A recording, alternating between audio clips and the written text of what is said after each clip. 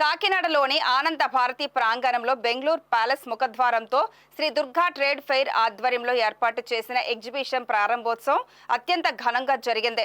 Exhibition నిర్వాహకులు ఆధ్వర్యంలో జరిగిన ఈ ఎగ్జిబిషన్ ప్రారంభోత్సవానికి ముఖ్య అతిథిగా టీడీపీ సీనియర్ నాయకులు ప్రముఖ వ్యాపారవేత్త గ్రంథి బాబ్జీ హాజరు కాగా, విశిష్ట అతిథులుగా టీడీపీ నగర అధ్యక్షులు మల్లిపూడి వీరు, బీజేపీ సిటీ కన్వీనర్ గట్టి సత్యనారాయణ, జనసేన నగర అధ్యక్షులు తోట సుధీర్లు పాల్గొన్నారు.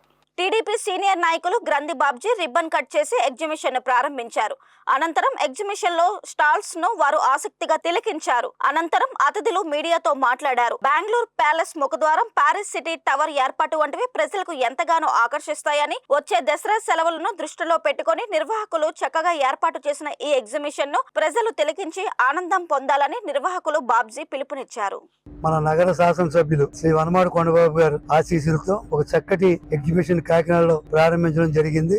ఒక రకంగా విజయదశమి ఒక 15 రోజుల ముందే ఈ ఎగ్జిబిషన్ చూడడం వల్ల ముందుకు జరిగినట్టుగా ఉంది.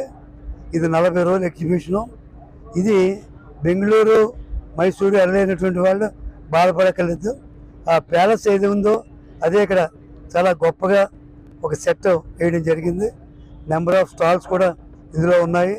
ఈ 40 రోజులు కూడా చక్కగా కాకినాడ ప్రజలందరూ కూడా ఇక్కడికి వచ్చి ఎంజాయ్ చేయవలసిందిగా, ఆనందించవలసిందిగా మీ అందరి ద్వారా కోరుతున్నాం. ఈ రోజున కాకినాడలో అతి ప్రతిష్టానమైనటువంటి ఆనంద భారతి ప్రాంగణంలో బెంగళూరు ప్యాలెస్ ముఖద్వారంతో ప్యారిస్ సిటీ స్వాగతం పలుకుతున్న దుర్గా ట్రేడ్ ఫెయిర్ ఎగ్జిబిషన్ అధినేతలకు, దానిలో ఉన్నటువంటి భాగస్వాములకు అందరికీ కూడా నేను ముందుగా వారికి కృతజ్ఞతలు తెలియజేస్తున్నాను.